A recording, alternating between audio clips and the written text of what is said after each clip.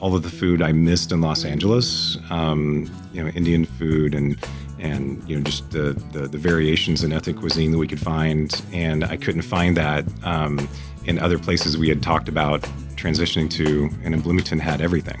Better get ready, because here comes another great episode of the No Dishes Podcast. Season 6 is brought to you by Visit Bloomington. Check them out at visitbloomington.com. Play that theme song.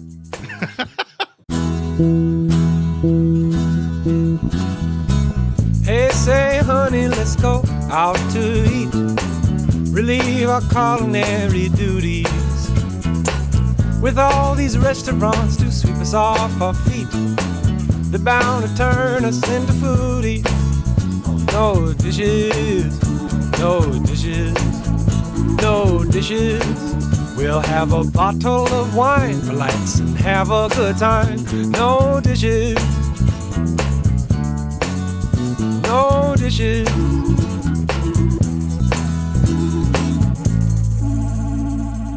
I'm coming out of my cage and I've been doing just fine. Gotta be down because I want it all. We're not talking about the old hit Mr. Brightside. We're talking about Brightside Cafe. I'm here with John Moore, Abe Carney, owners of Brightside. Fellas, thank you so much for being here. Yeah, thank you. Thank you for having us. So what made you think, why were you like, we're doing a gluten-free bakery? Because I've been, and it's absolutely amazing. If you're celiac, if you have a light sensitivity, or you're just trying to eat healthier, it's amazing. I didn't feel like I was sacrificing anything by eating there. But what was the mission? What made you feel like, oh, this is what we're going to do? What, you want to start? Either way. Yeah. So I guess Abe and I, our journey started actually with baseball. So I was one of his assistant was a coach or assistant coach. Yeah, I can't remember what my title was, but anyway, so I coached with him in baseball, and we kind of hit it off. We have kids about the same age. I have a little daughter, and he has a son about the same age, and that's where we started the conversation about food and restaurants. He knew that I suffered from celiac disease, and so my options were always limited, and he was always the nice guy. So one of the things I always missed the most about having gluten was having a really good beer. And so he would always find me and find like some odd gluten-free beer and bring it to me. So we kind of spanned a number of meetings. And then at some point, he just said, is there something, you'd want to do? He had the opportunity to meet my brother and sister-in-law, who were also on a restaurant that's 100% gluten-free. And so all of us connected and thought it might be a nice opportunity to bring something to Bloomington similar to that. Yeah, great. Well, that makes sense. Obviously, it's personal to you. Yeah. I mean, you can't have it, and you see more than anybody the shortage of options. So, like, what can we do to fix this? Yes, because I had heard there was another restaurant or bakery. Are you guys connected? Are they also called Brightside Cafe? Yeah. So these, I would call it or characterize it more of like a sister kitchen. So their name of the business is 1823 Bak House, and it's in Franklin, Indiana. Nice. And so really the connection is more through the ownership structure. So the Brightside business that we have here is owned by Abe and I, and then my brother and sister-in-law have a company called Moore Enterprises that have a stake in it too.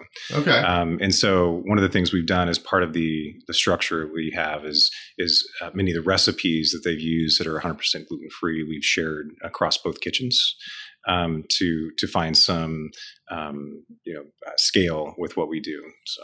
Yeah. Okay. Well, that's great. Yeah. That sounds kind of about what I'd maybe heard through the grapevine, as far as there's some relationship between the two, but they're not the exact same.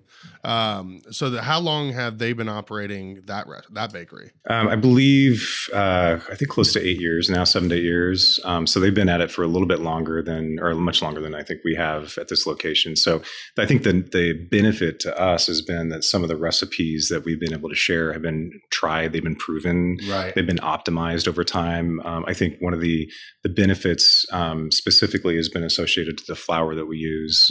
That particular flour is something my family, my brother and sister-in-law worked on they hand blended to make sure that it meets all the gluten-free expectations and still has the consistency that you'd expect from a good bread.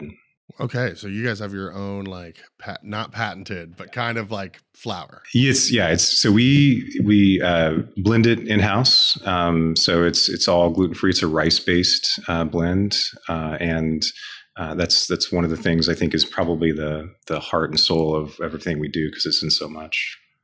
Yeah, I mean, it checks out, because I mean, all the things that I had, none of it was like, I couldn't, if you didn't tell me it was gluten-free, I never would have been like, oh, this is gluten-free. You know, like I said, I didn't feel like there was any drop off or sacrifice to have it, which obviously suffering from celiac, that's like, oh, that's what you want, while everyone out there is just binging all the time on baked goods.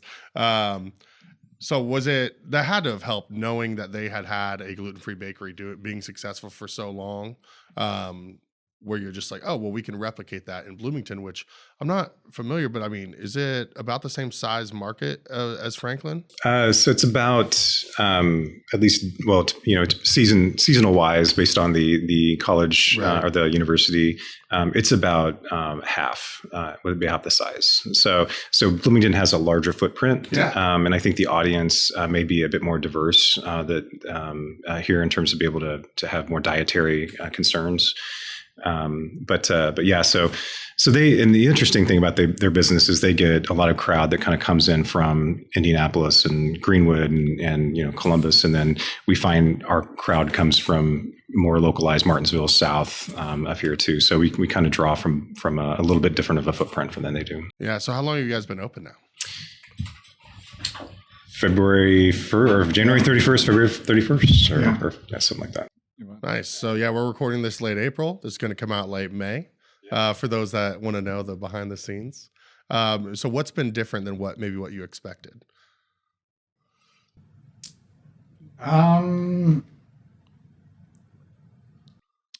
So I guess the one thing that I didn't fully realize is how, like, more or less the level of help we're given to people. So, because I'm not celiac, I just enjoyed like trying to help or trying to serve. Like, I'd never been in any kind of restaurant industry, and but I've taught and enjoyed roles that have given me the ability to kind of help people. And being in the restaurant business is like one of the most rewarding, I feel like, ways to kind of give back. And then with the gluten-free, we'll have, I've never really seen it anywhere else that I've worked, but we'll have people that'll come in with their kids and they'll get teary-eyed. They'll be like, I haven't eaten biscuits and gravy since 2016 or stuff like that, where they just can't find anything specifically. It seems like savory. They just can't find anything that's good, that doesn't taste like cardboard or isn't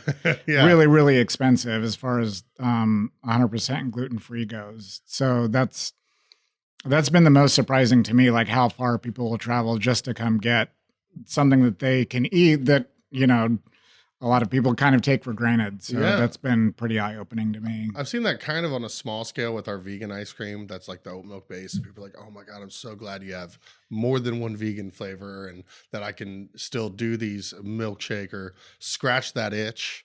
Even if they're lactose intolerant or just vegan or, for whatever reason. And I just know how happy people are just to get ice cream in general and how rewarding that is. So then you add in the fact that they're like, oh my God, you guys are doing a gluten-free bakery. I, haven't been able to have this for 10 years or whatever. That's gotta be like, damn, I'm doing the Lord's work almost, just having a gluten-free bakery. This summer, Constellation Stage and Screen presents The Break, a new rock musical, on stage June 6th through 23rd at the Waldron Arts Center. Don't miss this spicy rom-com with a healthy dose of heart. Sam and Charlie have been together since freshman year of college. They love each other, but do they? As the marriage question looms, it's time to find out what's holding them back. The two agree to take a 30-day break to date other people, and at the end of the month, they'll finally tie the knot. Or will they? See The Break on stage June 6th through 23rd in downtown Bloomington. Find tickets at cconstellation.org. What about anything unexpected for you, John, that you're just like, thought you knew what you're getting into and then something that maybe was a little different? Yeah, I mean, I think for me, that's been more of a learning experience. This is not an industry that I've ever been involved in. I'm super fortunate to have Abe with me, who's very much schooled in this space, and he's worked in a number of different areas. So from an operations standpoint, like he's a whiz. But for me, it's more of I enjoy the numbers part of it. I like figuring out where our margins are and understanding like what the needs are for the products and doing that.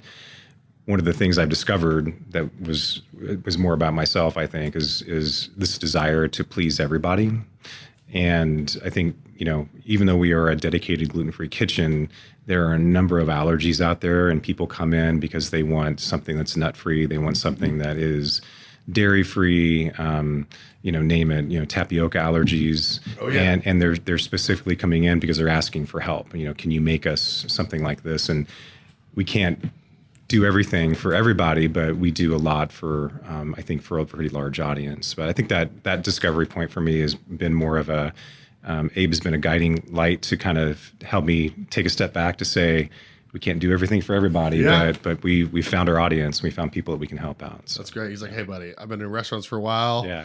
You want to at first, but at a certain point, you're like, oh, we can only do so much. Yeah. Well, I'm glad you brought that up because I wanted to talk about your backgrounds. I know Abe used to be at Crumble for a while, but I know a lot. There's still a lot I don't know about your background, and I know nothing about yours, John. So, Abe, why don't you kind of tell us a little bit about your background up until Brightside?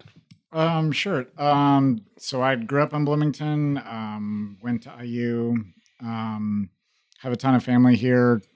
I've always loved Bloomington. My wife went to Purdue. We both went to Carmel High School. So, oh, really? Okay.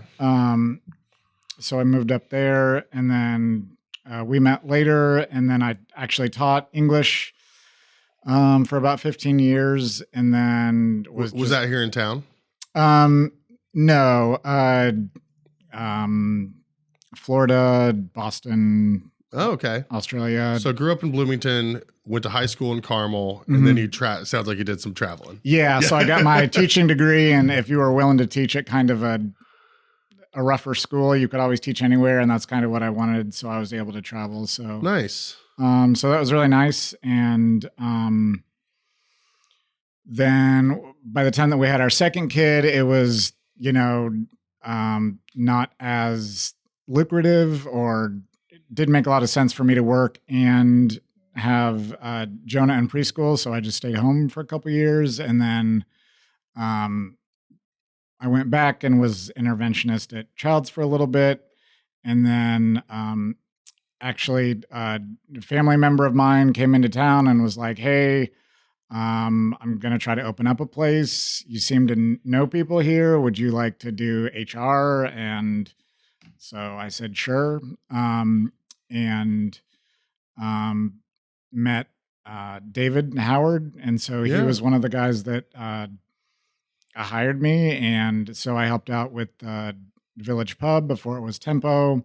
So, and then did all their hiring and onboarding. And that's where we first met. Yes. Okay. Cause I totally forgot about that. And as soon as I was like, that was it. Yes. I was like, I knew we met before Crumble. Yeah. And so I'm like, as soon as you said Village Pub, I'm like, yes. Yes. And so when we first started there, like it was, I thought that we had a really good vision of what it should be. And, it was kind of an upscale bar. And so there were still parts of teaching that I kind of got, just like hiring and being around young people. A neighbor of mine is Tony Farmer, so I got Eli, and Zaya, and then we hired MC. And so there were a ton of great people that worked there. And so it just was very eye-opening that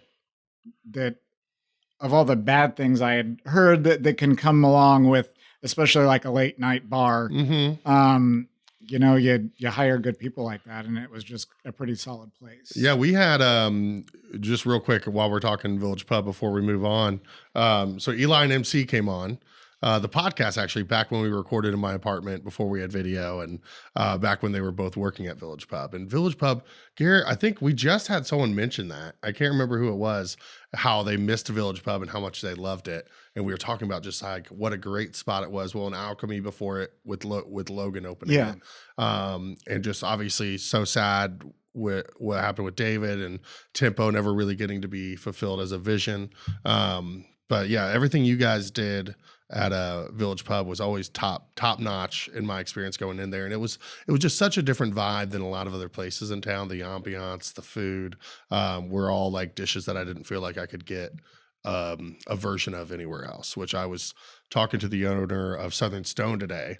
And that's why I like about the new thing they did since he bought it from Mike Ross and Endeavor. Yeah. That they've put on like soft shell crab, swordfish, like stuff that you're not finding at any other restaurant. I was like, I think that's great. Differentiate yourself.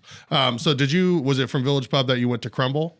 No. So then Village Pub, and then like everybody, COVID, and then in the in-between period before they got Village, as soon as they started to get Village Pub open again after kind of the end of COVID, then I helped to open Nourish. Okay, Capiche, nice. And I'm so sad that they closed, because Nourish was one of my favorite places. Speaking of places that had stuff you couldn't get anywhere else. Yeah, like the duck, and then and even was it green apple, goat cheese, and duck salad? Yes. That was one of my favorite salads. It was so yeah, good. because I remember you used to post a lot about the duck. I didn't hide it. Yeah, I didn't hide my love for it. Yeah, so then I helped open Brilliant, and that was coffee shop seemed to be a lot more of my lane than a late night. Right. Yeah. A late night bar. So I really enjoyed the coffee shop aspect and just kind of easier hours, earlier in the morning was better for me. You didn't have as many issues because there's no late night, alcohol, stuff like that.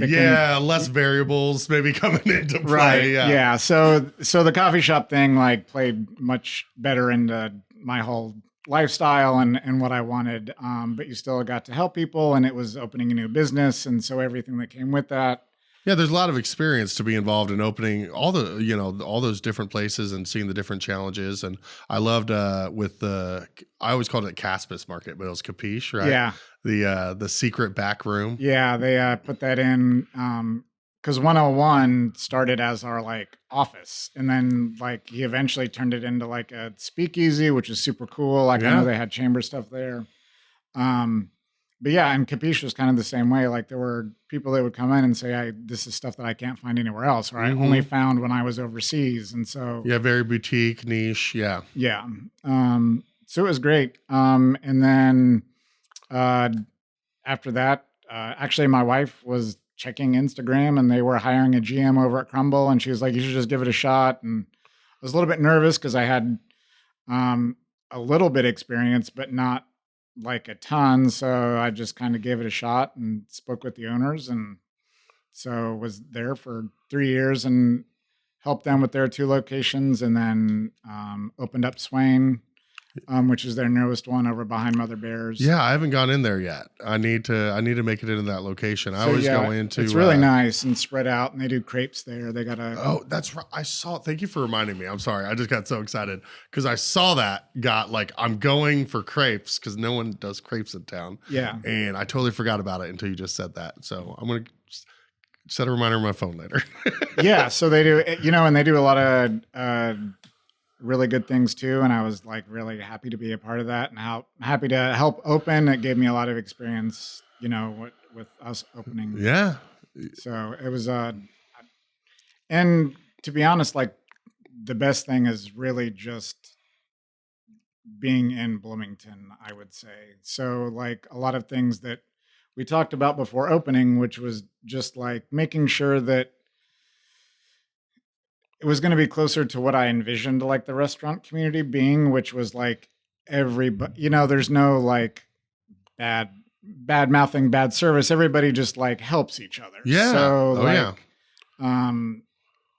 reaching out to like Katie at Needmore and Jess at Cup and Kettle, and then Chef Tim over at Metalworks, we partnered with them. So just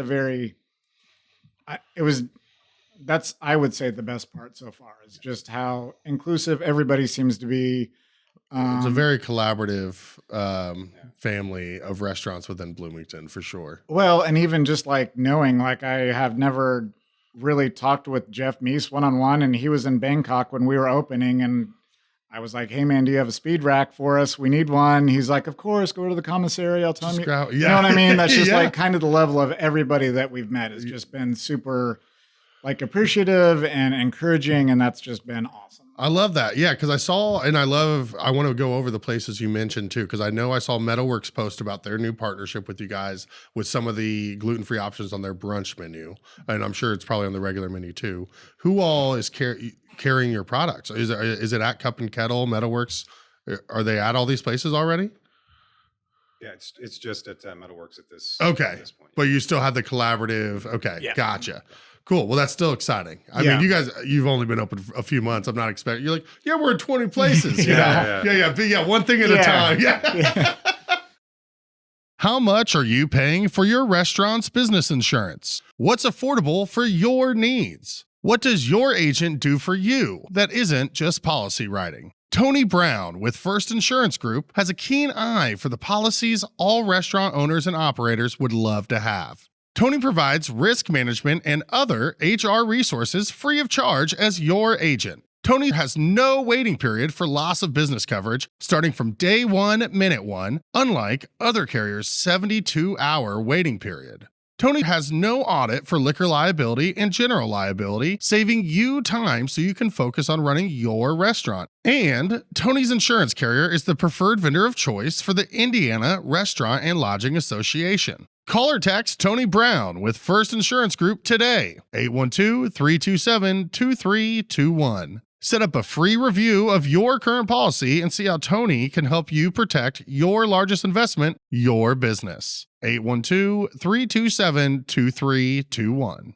Tell us a little bit about your background there, John. Yeah, sure. So I actually don't have any experience in the restaurant industry at all. It's perfect. So yeah, that makes a good team. So I grew up on the south part of Indianapolis, Johnson County area, Greenwood, Whiteland, Franklin. Yeah, I was just up there today. Yeah, it's that's where most of my family's based. Right after college, in my mid-20s, I moved to Los Angeles. I lived in Los Angeles for about 20 years. Oh, wow. I worked for a company out there. My background was primarily in the sales and marketing operations space. At the time I worked with this company, I worked for DirecTV for a while, from the startup phase all the way until the purchase with AT&T. Worked on the integration and merger efforts, and was able to experience a pretty fun, world of corporate mergers and being able to kind of navigate that experience, and then transition to a different company after that for a while. So I kind of reached a point a couple years ago where I wanted to take a break and try something new, and this is when kind of the adventure started with Abe. So I've been in Bloomington for about 10 years now, and it's been fun. I mean, I think this is just a fantastic town. I think it's got I think of all of the food I missed in Los Angeles, Indian food and just the variations in ethnic cuisine that we could find, and I couldn't find that in other places we had talked about transitioning to, and in Bloomington had everything.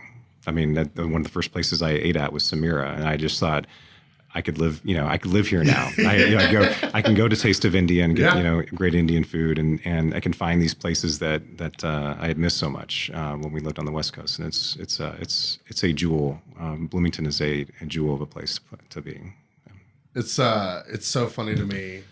I mean, more than funny, it's just so interesting how many people we've had on here that have traveled around, lived in LA, lived on the East Coast, and one of the main factors of them coming back to Bloomington was food.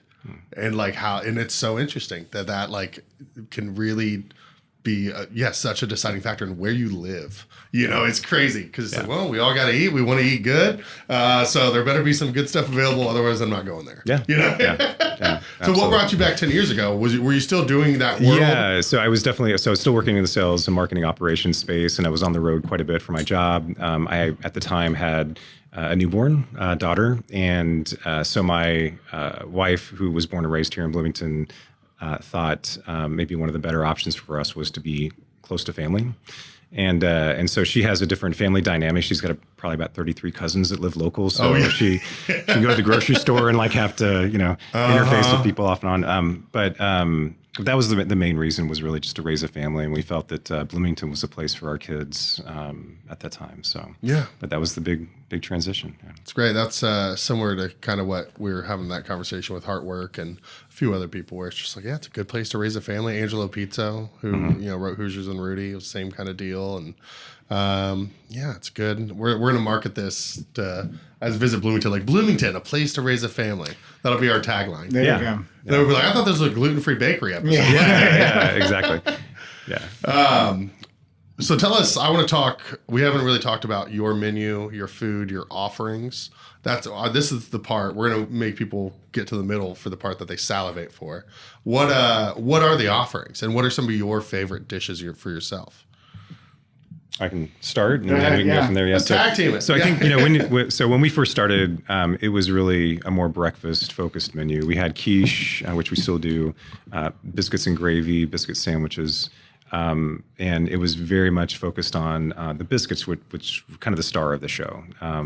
My brother and his wife, Alyssa, that had worked so hard to kind of perfect how a biscuit worked. And when we found out that we had an audience here for folks that hadn't had biscuits and gravy in 20 years because they had lost or the ability to eat, gluten products, then we found an audience pretty quick. People just showed up. And then with time, we were able to make our own bread. And as soon as we started baking our own bread in-house, at that point, we kind of turned the switch on making sandwiches. And so to answer your question on what are my favorite menu items and then kind of what we see people gravitating to, I tend to enjoy the quiche, spinach cheese quiche for folks that have had that. I think that's the one you brought over. Yeah. Because we ordered a bunch. We could only order so much, but Abe still brought us a couple pieces of quiche. And I was so glad he did. Good, it was so good. Yeah, it's one. So I think interesting how the quiche sometimes it focuses much more on the crust than the filling, and for us, it's much more about what's the filling has versus how the crust is. It's a very light crust. Yeah. My favorite sandwich now that we do sandwiches is the Cuban. I'm glad you mentioned it because as you were talking about when you first started doing breakfast, I was like, oh yeah, they did talk about having a Cuban now. Yeah. So those are probably my favorites. And then from a kind of a fan favorite one for folks that come in, we tend to go through a lot of biscuits and gravy and biscuit sandwiches. It seems to continue to be the stars of the show so far. Although the Cuban's kind of on the rise. Yeah, B's and G's are hard to beat, man. Yeah. It's morning comfort food. Yes. Yeah, absolutely. Yeah, I would say probably the same thing. I like the Cuban blonde, which is just chicken and turkey instead of ham and pork. Oh, nice. Okay, interesting. So that's really good. We just started cinnamon rolls this last week. I saw the pictures. Yeah. So they're pretty great. And then I'm excited to try. So we are fairly sure we've got it worked out, but we're hoping to have croissants. Oh, nice. Soon. So yeah, those are pretty difficult too with gluten-free to not make them like dinner rolls, to get them flaky and all of that. So yeah, we've got a couple of people working on it. So they're going to come by and show us what they've got. And so we're hopefully able to do that. And then maybe, have our sandwiches on, croissant as well as bread would be pretty amazing. Yeah, that'd be a game changer, I feel like. Did I do a coffee cake? Am I remembering correctly? Yeah. Coffee cake. Yeah, we have a coffee cake that's definitely a big draw for a lot of folks. And there's regulars that just order the coffee cake. And we also have the really like rich brownie also. But that also, we have folks that come in specifically for those things. And I think the challenge that we run into at times is that because a lot of the individuals we have come into our shop are dietary restricted, they will buy up a dozen and just take it home, and we're immediately back in the kitchen again trying to get things moving again. So we've had moments where we've had to kind of like, we can sell loaves of bread, but we can't sell all of them because we still have to make sandwiches or something like that. So that's kind of been one of the struggles when we think about like some of the popular items is like we can sell so much, but it'll deplete everything in the back. So we're just kind of constantly trying to refill them. That's a good problem to have. Yeah. Do you have you had anyone come in yet and try to order like a menu off the old Stefano's? Or an item off the old Stefano's menu? Well, yeah. kind of. Well, I can. Well, I'll start this, but you probably should finish it. But so the interesting thing about this experience at Fountain Square has been for those who have that historical affection for Stefano's. We would continue to get traffic for folks that had been there at one time, and so one of the requests we had was Ahmad, who owns Stefano's, had a fantastic chicken salad sandwich, and so he had the opportunity to come in the shop, and he spent some time with Abe and shared his recipe and his number of recipes, but he did share that recipe, and it's something that we've actually taken on to figure out or see if we can decode into making something close to, or at least in the spirit of what he used to do. And we're not quite there yet. We're still working on it, but it's still pretty darn good. But I think Abe has spent more time with Ahmad than I have, but it was just really a treat to see kind of a passing of the torch in a way. Absolutely. Well, and if the timing of that coincides with the timing of the croissant. Yeah. It was meant to be. Yeah. He came in. Well, actually, there's a guy who still works in the building. His name is Chip. I met him through baseball. He's one of the coaches, and he knew Ahmad really well, still friends with him, and gave me his number. And I was like, hey, we just kind of wanted to make sure, because when I was young, I remember we would go, my grandma would take me there. We either go to Big Wheel or we'd go to Stefano's. And so I knew that people liked it, and it was, part of a mall, and it was like a cool experience. And so he came in and was really awesome, offered to help as much as we could, asked him if we wanted any of his recipes, and, told us how to do the chicken salad, and, why the people liked his pickles so much. And so, but it was really nice, to see him happy and, wishing us the best. And so it was kind of a really, a really nice moment. I remember he came in and he saw the menu, and it was just biscuits and gravy and quiche. And the first thing he said was, "You've got to have sandwiches. This place will die without sandwiches. You guys have to stop, get the sandwiches Stop going." what you're doing and make this happen. Yeah. And I was like, well, we're trying. We're getting trying. there. Yeah. It's not as easy as someone that's a place that's not focusing on a specific dietary needs. Yes, exactly. Yeah, exactly. Especially gluten. I mean, it's in so much. Yeah. It's Yeah. in so many things. I've been doing a weight loss challenge with my buddy, and I'm trying to avoid gluten, other than the food show today. Yeah. And it's harder than you realize. Yeah. But they got some. When you start looking for it at the grocery at places, the things that are really low carb, high fiber, they're out there. They're not impossible, but there's very few local spots doing stuff. Yeah, it's surprising how much gluten-free has become a bit more available now than it has in the past. I mean, when I first discovered I had celiac disease, just couldn't find anything. Nothing, and my brother, who's had it longer than I have, he was such in a place where he was developing a lot of the things to eat at home because he was so afraid to go out, I think at times, and he would tell stories he'd go to a restaurant and have salad with lemon juice because he was afraid of other things on the menu. Wow. And so I think that journey is pretty inspirational in terms of how he was able to find that way, and then find ways to kind of expand that same recipe, the recipes that used over time. So that absolutely is just being like, that's not there. I'm going to be the one that figures this out. And I'm not only did he do it, from what I could tell from what I've had coming in, he nailed it. He's not he didn't settle for just passable. Yes, he went for this is going to be the full diesel. This is going to be, like I said earlier, scratch that itch. Yes. Yeah. Better business, better community. For over a century, the Greater Bloomington Chamber of Commerce has been a cornerstone of business growth and community development. They are dedicated to helping local businesses thrive. Their business is all about your business. Join the Chamber today. Call 812-336-6381 or visit chamberbloomington.org to learn more. What about anything on the horizon already? I know you're still just getting your feet wet. Anything new, or because we've already talked a little bit croissants. Yeah, the croissant, chicken salad. I think is good.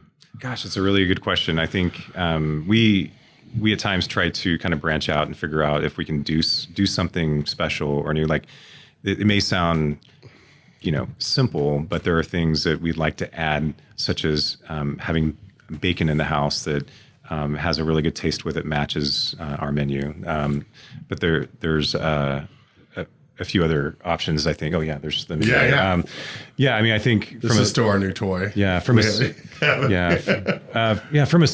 we've been experimenting a little bit more with soups because we find that the crowd that we have come in, it's a pretty interesting mix. We have because we're in Fountain Square, we have a lot of office crowd and teams that work in the building that come down looking for soups. I don't know, Abe. I think the croissant's probably the next big jump for us right now. Yeah, I feel like that'll open up a whole new world of things. And I'm glad. Thanks for pulling this up, Garrett. Because I was going to ask a little bit more about the Cuban preparation, because traditionally it's yellow mustard used Dijon. Yeah. We do one at the Chocolate Mousse that's whole grain, but we use sweet pickles. Oh, yeah. So it has a little kick from the mustard, but the sweet pickle balances it out. So Cuban's like probably one of my, if not my all-time favorite sandwich as a whole. Yep. So it's always fun to try different variations, people's interpretations. But yeah, to do it on homemade bread, that's legit. I think you're right. I mean, I think that's I think you're right. The Cuban has some different elements to it that can kind of evolve. Yeah. I've had different Cubans too. But the one thing about our Cuban, I think that's probably the differentiator is that the bread, after you use it and kind of put it in the press, it expands and it has like more of a soft texture to it, so you can pull it apart. I mean, it's really, the bread, I think, is kind of the differentiator with the Cuban versus the content as much. But how sorry, I didn't mean to cut you off there. How frequent, like how often are you guys open right now? Are you 6 days a week? We just went 7 days a week. Really? Okay. Yeah, so we're 7:30 a.m. to 4 o'clock Monday through Friday, and then Saturday through Sunday we're 9 to 2. Nice. Okay. A little short, 5 hours, get in. It's interesting. The crowd on the weekends tend to be more family focused and dine in. And during the week, it's more office grab and go. Yeah, it makes total sense. Yeah, I could totally see that. Can you tell how many people are coming in because they can't have gluten versus how many people are coming in just because they want to try out a new bakery cafe? Yeah, it's sometimes, most of the time, folks will just tell you. They'll just say, hey, like I can't have these things, and they'll just spell it out for you. And like, well, if you want to be dairy free, we do have a muffin that's going to support that. So, and it's gluten free. So we try to find like a solution for everybody when we can. But typically, in my experience, folks are just straight with you when they have a very specific dietary concern. And then we have folks that just come in because it's just good food. I mean, and that's really the intent here, is like to have good food that just so happens to be gluten-free. And I think you nailed that. So would you say, from maybe your experience, it's 50-50 from those that kind of verbally let you know that they're there because it's gluten-free versus people that are just there? What would you say? I know it's tough to put in a I'm just curious. Maybe throughout the whole week. I would say on the weekends, we definitely get people that are fairly specific that's what they're coming for. But again, like you said, like we've,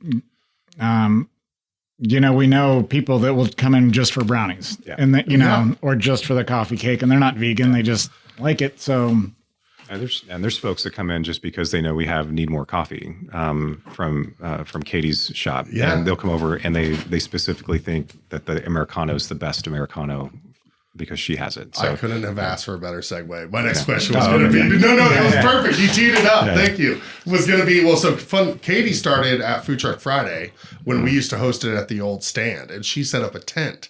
And I remember her having this like bourbon barrel aged, however, it's super expensive, that specific one. But I was just like, I've never had crazy delicious coffee like this. And then her brother worked with us for a little bit, and his band's going to be playing Food Truck Friday later this year. Oh, great. Nice. Yeah. The No Dishes podcast is brought to you by VisitBloomington.com. VisitBloomington.com is the best resource for restaurant and culinary information, special events, fun activities, places to stay, and more in our area. We share a similar mission here on the No Dishes podcast of highlighting local businesses and the people who make our community unique. We can't thank them enough for hopping on board. Check them out at visitbloomington.com to easily plan your next meal, visit, or night out on the town. You guys got, you got stir cold brew too? Yeah. Tell us a little bit about your coffee offerings. Abe is the coffee guy, so I had a feeling. So we do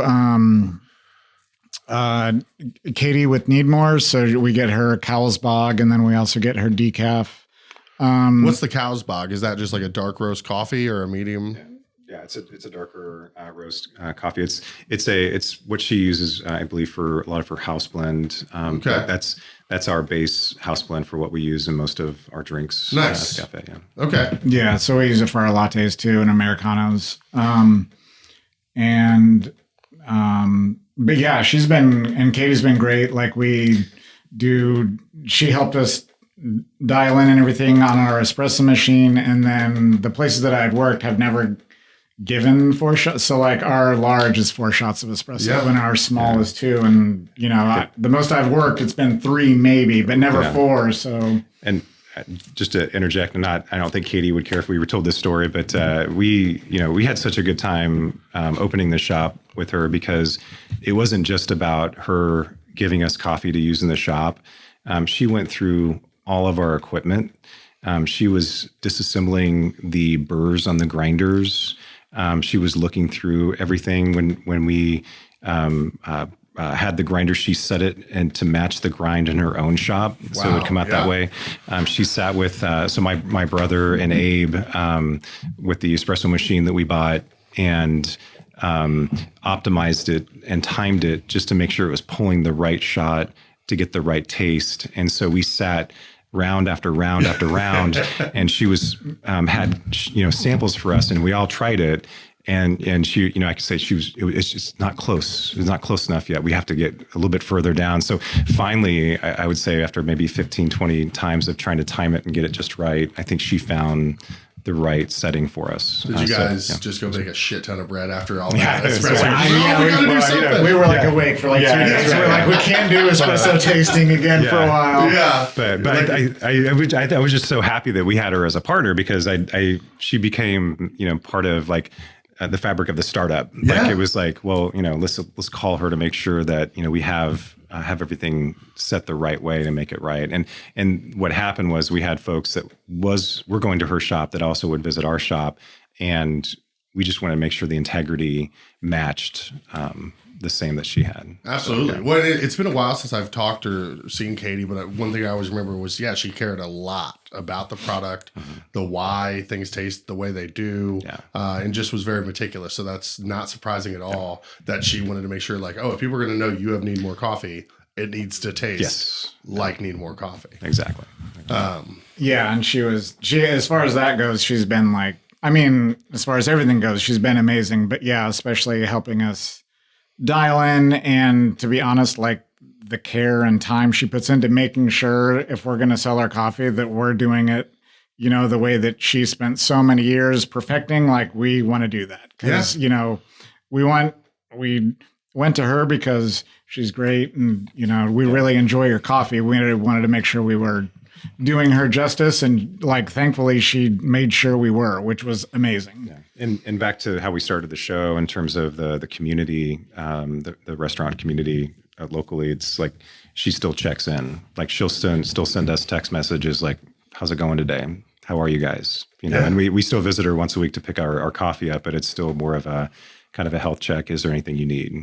So I think that's the one thing from the experience, not to go back to the beginning, but one thing back to the experience that I've enjoyed the most was just the desire from a lot of the local restaurants to be part of the experience with us. And so Katie is a perfect example of that. Yeah, I've already been thinking, even while we've been sitting here, I'm like, what can Chocolate Mousse and Brightside collab on? You know what I mean? Yeah. Like, what is it? We got vegan. We got to do some gluten-free. Yeah. Although most all of our ice cream, except the grasshopper with Oreo, most of it is gluten-free. But that's not to say there's not other fun options on the horizon. Yeah. Well, we haven't talked yet, but we're going to pretend like that was some mysterious. Yeah, nice. Like we already know what's coming. Yeah. Well, we're always looking for something more fun and interesting in the shop. So sweet. We'll make it happen. Have you ever thought? So this is me, just personally. I'm sure you thought about it. Gluten-free French toast. I'm glad you brought that up because Abe can talk about this probably better than I can because he was more connected to Chef Tim over at Metalworks. But that's the first thing that he came to us with was, can I borrow, basically, can I have a few loaves of bread because I want to make French toast? Nice. And so he took it over to their shop and he made some great gluten-free French toast. Yeah.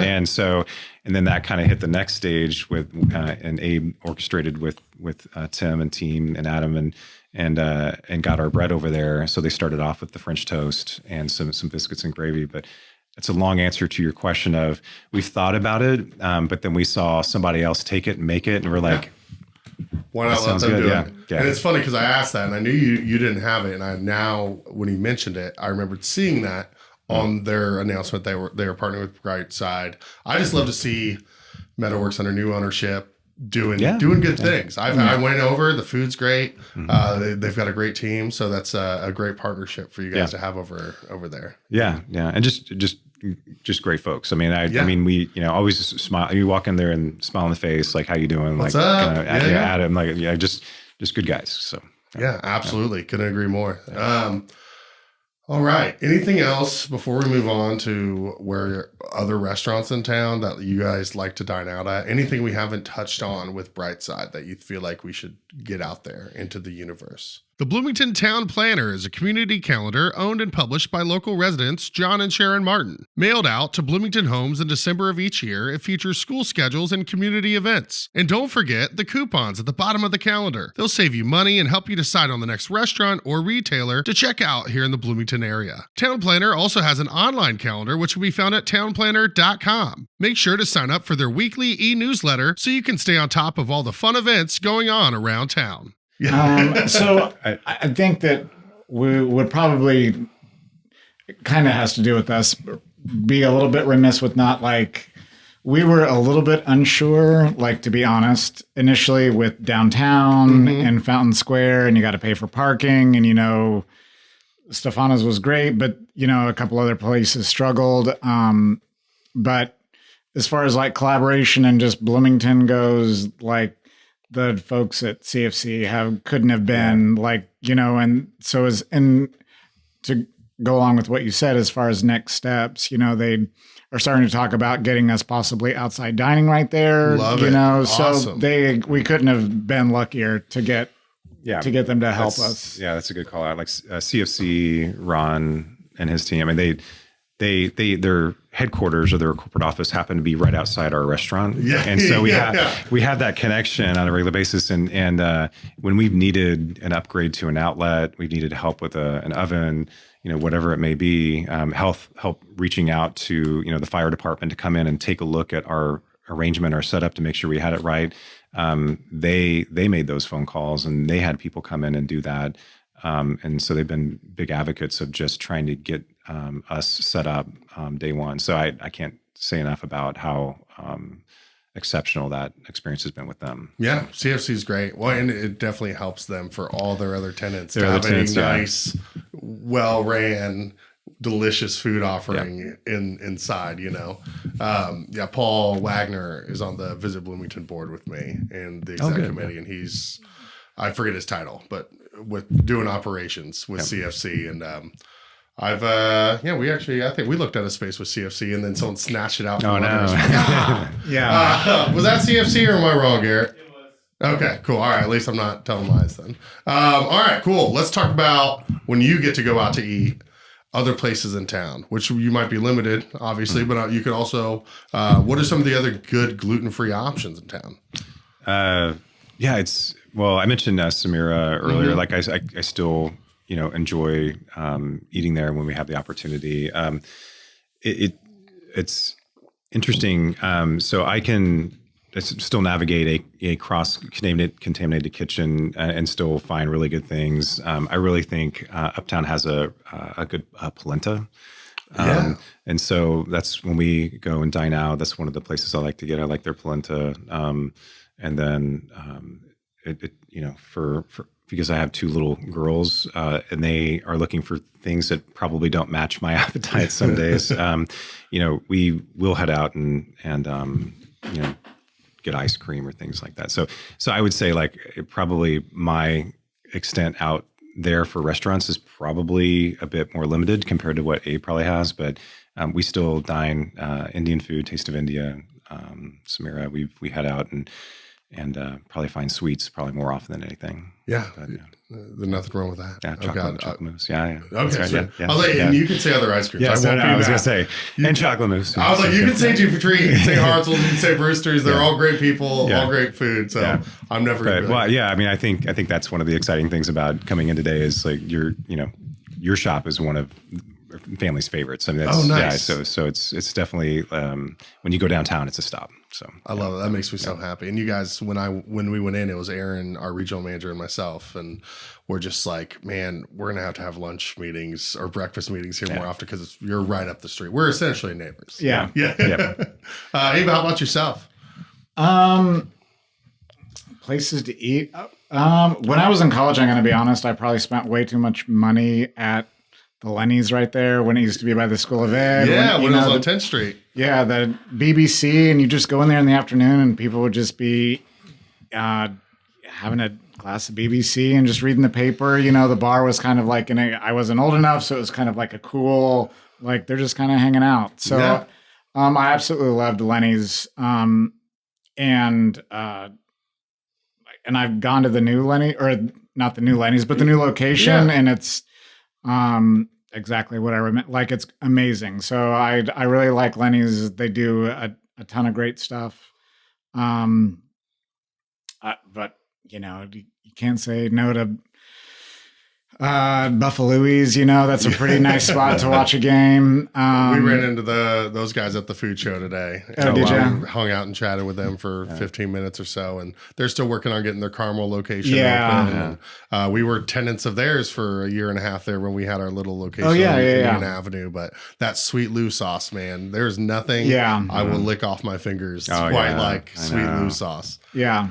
And it's been... And the Gables is amazing. Gables Bagels. Yeah. Yeah. Oh my God. That brisket, like, I don't, wherever they got their brisket from, they did it right. It's James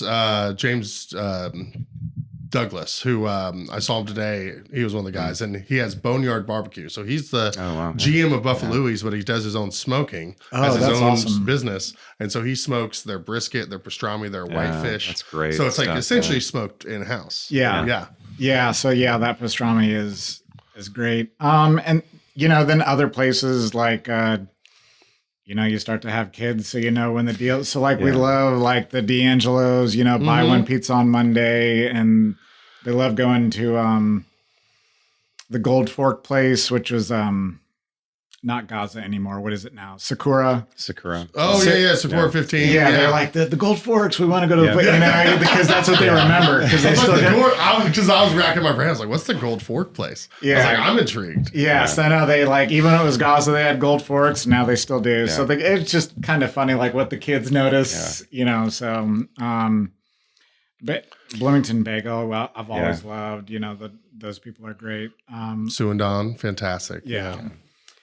So, there's not, you can be picky, but there's like very few places that I've like honestly disliked. Fat Dan's is great. I went to the one when I lived in Broad Ripple. I lived in Broad Ripple too. Oh, nice. For 1 year out of high school before I moved to Bloomington, I lived in Broad Ripple. Yeah. But we didn't have a Fat Dan's at that time. But no, I was lucky because we lived right next to it. There's like a Yats and so I was at Northview and Winthrop. Oh, okay. Yeah, if that right off the Monon in between 56th and 57th.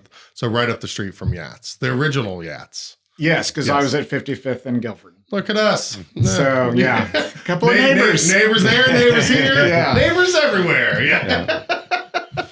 Oh man, I love. So have you gone to Dats? So Dats was in the Yellow House, and then now it's part of the 4th Street International Market. I was just curious if you had any thoughts. I think I went when it very first started, but there's just something about the chili cheese etouffee at the Yats, and there's just like it's just amazing. Like it tasted pretty close. That's the thing is it's 80% of the way there. Yeah, and I love the folks at 4th Street, and even when it was in the the house, it's always been good. It's still good. Yeah, but there's just something that's just not quite at the Yats level. So I don't know. What I had always heard was they had split, and so Yats is exploded all over the place, but there's none in Bloomington because I think DATS has that Bloomington market as part of their original agreement. But I would still be interested to see if it was ever feasible to have a Yats down here too. Yeah. Yeah. It's interesting. Like the other place that came to mind too was we had a really nice dinner at Truffles. And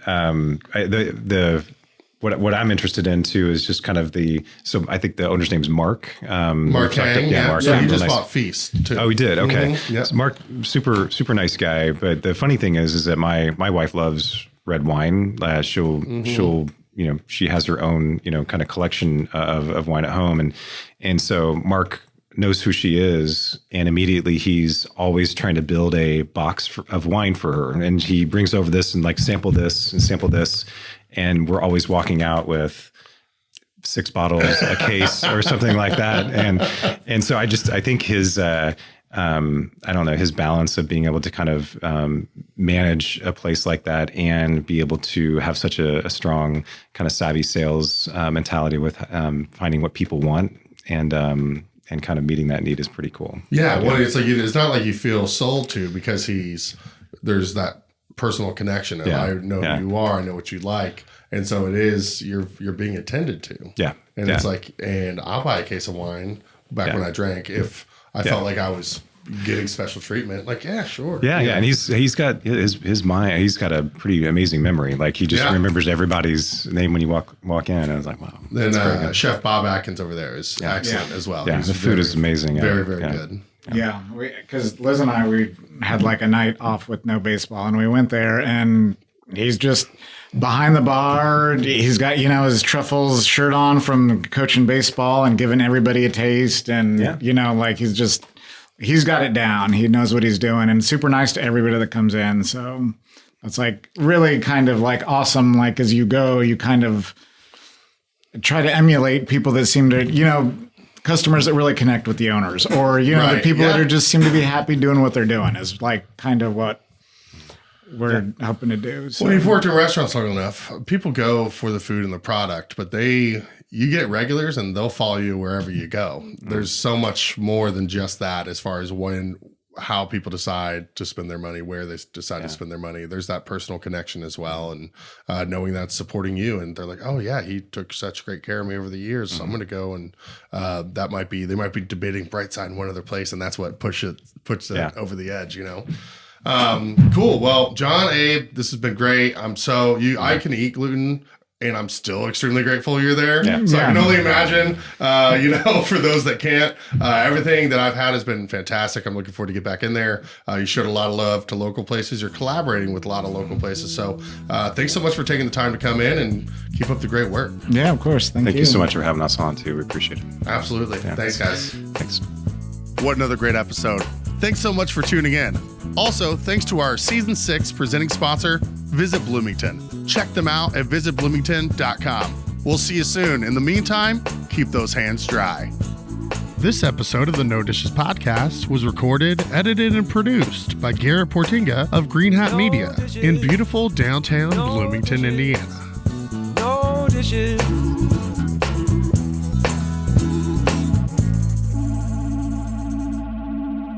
No Dishes Media. No Dishes Media.